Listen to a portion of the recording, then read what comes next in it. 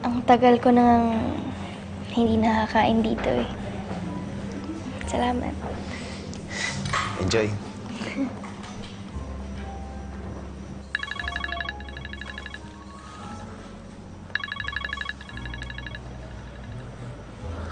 Hello, Claire. Hello, Elmo. Kasama mo ba si Calvin? Hindi eh. Bakit? Hinahanap niya kasi si Tita Glenda. Nagbabakasakali ako na baka nagpasama siya sa'yo. Pasensya ka na, Claire, pero hindi ko siya kasama ngayon eh. Pero saan naman nahanapin ni Calvin si Tita Glenda? Sa Laguna daw eh. Ha? Bakit dun? Kasi Elmo, mahabang kwento eh. Ganito kasi yun. Natawagan siya ni Tita Glenda. Ngayon, base sa mga narinig niya, yung mga kampana daw ng simbahan tsaka tren, na-trace na nasa Laguna si Tita. Eh kaso naman, hindi ko alam kung saan sa Laguna. Kasi pwedeng sa Sapang Palay, sa San Agustino, kaya San Vicente. O sige, salamat ha. Tawagan ko na lang ulit si Calvin. Okay, thank you. Okay, sige. Elmo, anong sabi ni Claire? Nasaan daw si Calvin? Saan niya hahanapin si Ma'am Glenda?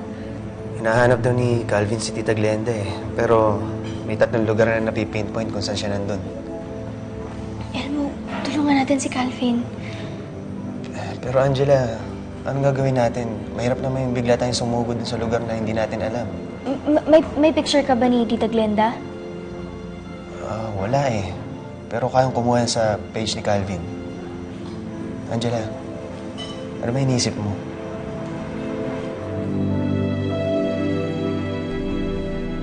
In 800 meters, make a U-turn. Hintayin mo ako, Mami.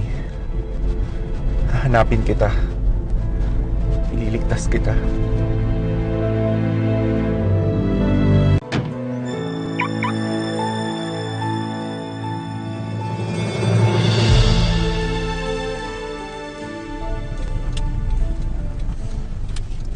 Sa San Vicente rin kaya ang punta ni Calvin ngayon? Kung hindi man, mas mabuti na mauna tayo doon para maipaskil natin ang mga to. Para kung may makakita man kay Ma'am Glenda, masabi sa atin agad. Mas mabilis naman siguro kung ganun, di ba? Nasaan na kaya si Calvin? Ano kayang ginagawa niya? Kamusta siya? Sinong kasama niya? Angela, akala ko ba gusto mo na umiwas kay Calvin? Elmo, kailangan ni Calvin ng karamay. Ako, naging karamay ko rin naman siya ng maraming beses. At kahit hindi maganda yung paghihiwalay namin, naging totoo pa rin siyang kaibigan sa akin. At hindi ko makakalimutan yun.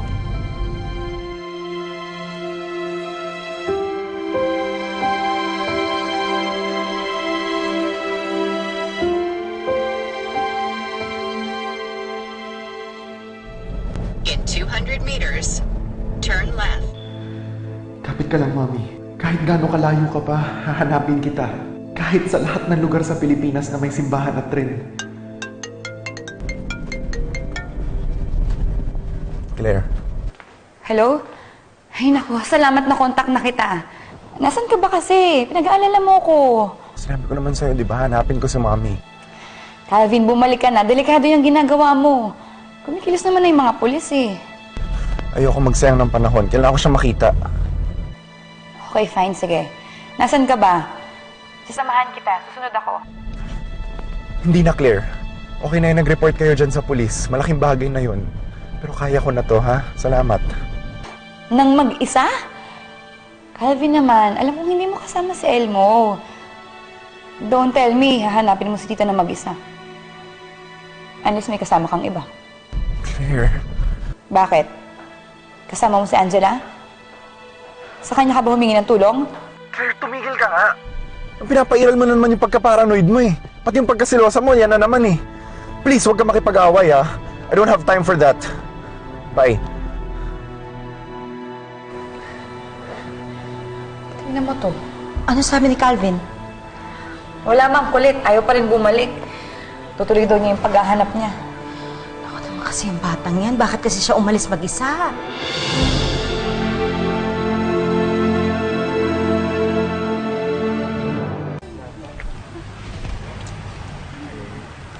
May tama ito.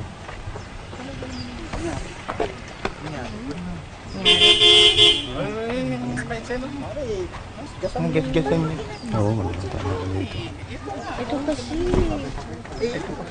Driver mo, pagsabihan mo nga yan. Hindi marunong. Mahal to. Tama. Sir, ano ba nangyari dyan? Nagbanggaan ho yung 2 ban, eh. May importante po kasi akong lakad papunta San Vicente. Tagal pa ba yan? Naku, matatagalan pa ho yan. Wala pa ho yung enforcer. Wala pa rin yung magtotoo ng mga sasakyan na rat. Ano po ba ibang daan? May ibang daan dito papunta San Vicente, sir? Pwede po kayo rito. Diretsuhin nyo lang po yan. Tapos pagdating sa unang kanto, kakaliwa po kayo. Pagkaliwa nyo po, meron na po sakayan ng jeep doon papuntang San Vicente. Salamat po. Tatagalan pa ho yan.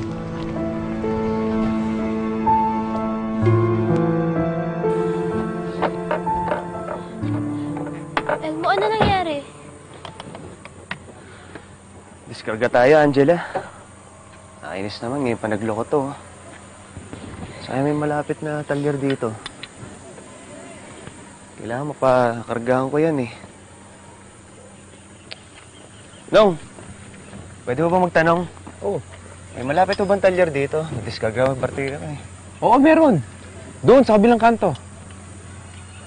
Eh, yung San Vicente po, malayo po ba yun dito? Nako, malayo-layo pa yun.